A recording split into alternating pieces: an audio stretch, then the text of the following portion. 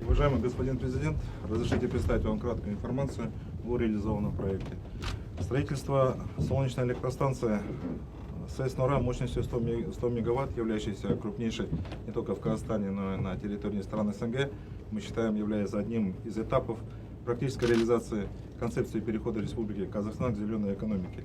Проект реализован на средства инвестора российской компании группы Хевел, имеющей в своем дивизионе научный технологический центр по разработке инновационных решений, собственный завод по производству фотоэлектрических модулей и дивизион по проектированию, строительству и эксплуатации солнечных электростанций. Станция СЭС «Нора» мощностью 100 мегаватт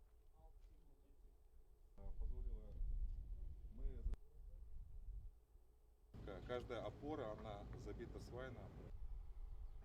2 миллиард 400 миллион қалғандары жел, су